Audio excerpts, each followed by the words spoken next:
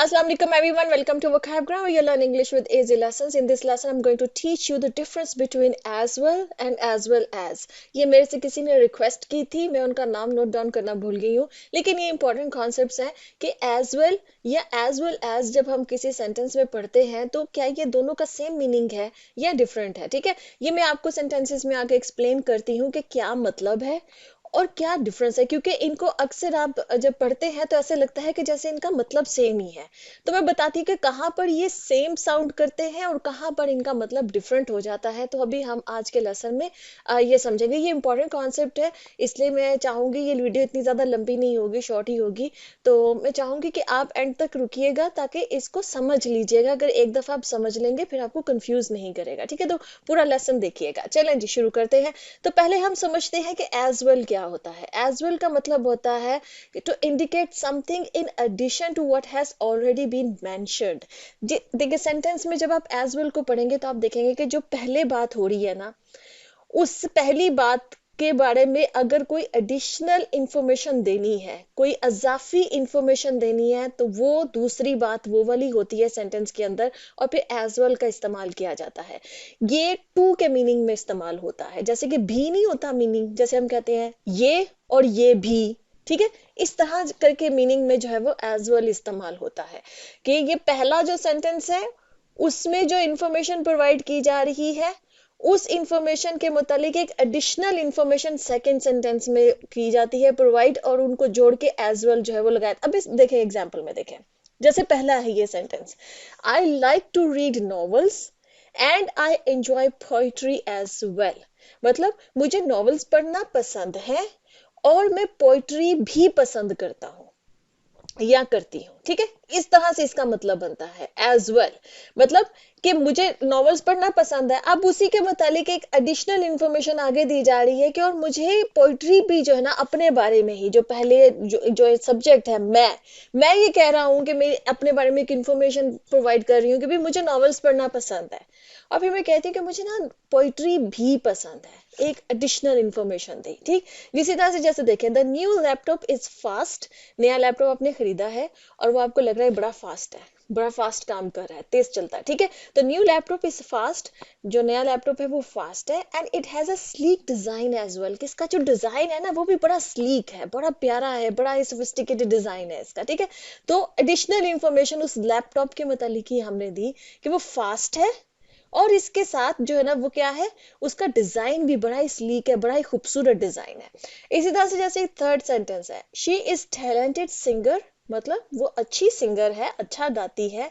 And a skilled dancer as well, और वो अच्छी डांसर भी है एज वेल. ठीक है, भी, ये जो भी है ना टू, जब एडिशनल इंफॉर्मेशन के वो ये है और ये भी है, एडिशनल इंफॉर्मेशन. ठीक है ना, कि वो नावल पढ़ना पसंद है और पोइट्री भी पढ़ना पसंद है उसको. लैपटॉप जो है वो फास्ट है और उसका डिजाइन भी बड़ा स्लीक है. ठीक है, भी के सेंस में.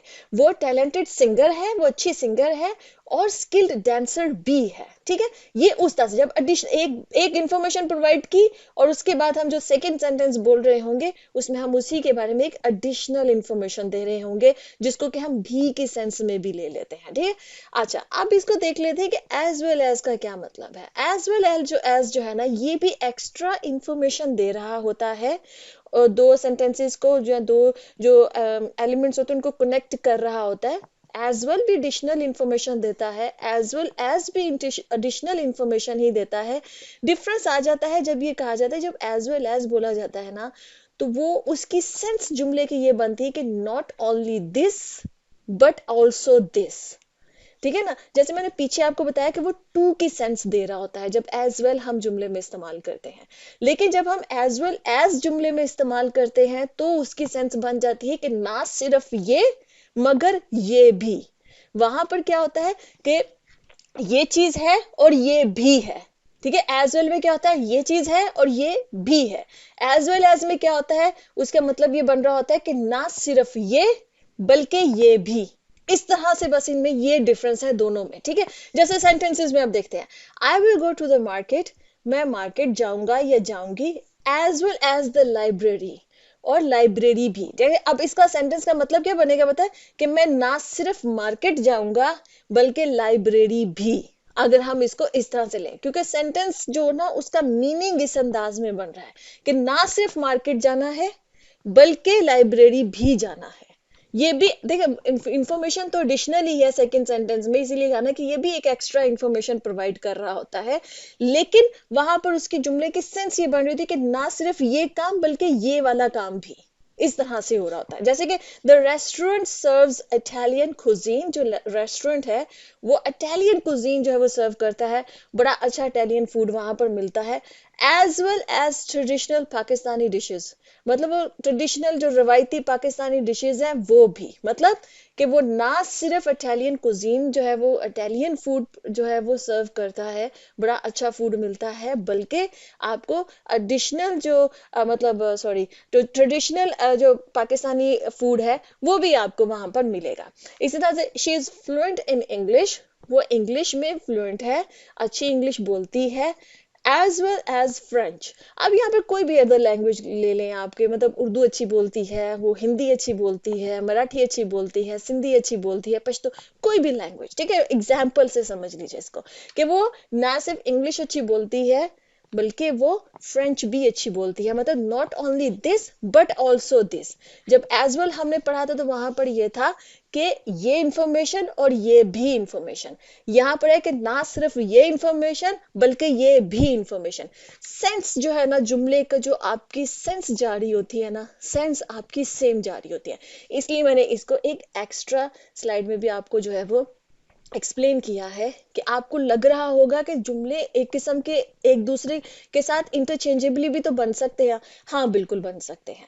आपको ज्यादातर जो है वो इंग्लिश में वो कहेंगे कि इनमें डिफरेंस है, मैंने डिफरेंस आपको बता दिया है कि क्या है, कि उसकी जुमले की जो फॉर्मेशन है वो क्या है, लेकिन अगर आप इनको इंटरचेंजेबली भी बनाए ना तो ये जुमले बन सकते हैं, बस उसके कहने का अंदाज जो मतलब का जो अंदाज है वो डिफरेंट हो जाएगा। सबसे पहला डिफरेंस तो ये है कि जब आपने एज वेल इस्तेमाल करना है तो वो सेंटेंस के एंड पे आएगा, ये जहन में रखिएगा। और जब आपने एज वेल एज इस्तेमाल करना है तो सेंटेंस में जो सेकंड नाउन है या आप जो सेकंड फ्रेज कह लें या क्लॉज कह लें उसमें जो है ना वो इस्तेमाल होगा, उससे पहले इस्तेमाल होगा। ये एज वेल एज सेंटेंस के एंड पे नहीं आएगा, एज वेल हमेशा सेंटेंस के एंड में आएगा, ये जहन में रखना है। अब आप देख लें ये सेम सेंटेंस है जो मैंने पहले आपको एक्सप्लेन किया है, वहां से उसी को मैंने दूसरे अंदाज में ही बनाया, दोनों अंदाज से उसी सेंटेंस को बना के देखा है, क्या इसका मतलब का डिफरेंस बनता है ये समझते हैं। जैसे कि पहले हमने ये लिखा कि I like to read novels, मुझे नॉवेल्स पढ़ना जो है वो पसंद है, and I enjoy poetry as well, और मुझे पोइट्री भी पढ़ना पसंद है। ठीक है, ये मतलब है। अब इसी को अगर हम एज वेल एज से बना दें, I like to read novels, मुझे नॉवेल्स पढ़ना, ना सिर्फ नॉवेल्स पढ़ना पसंद है एज वेल एज पोइट्री, लेकिन पोइट्री भी पढ़ना पसंद है। मतलब कहने के एक ही बात को आप दोनों अंदाज से कह सकते हैं। जैसे हम उर्दू में भी बोलते हैं ना, मुझे नॉवल पढ़ना पसंद है, मुझे पोइट्री भी पढ़ना पसंद है, हम बोलते हैं ना ऐसे। और हम ऐसे भी बोल लेते हैं कि मुझे ना सिर्फ नॉवेल्स पढ़ना पसंद है बल्कि मुझे पोइट्री पढ़ना भी पसंद है।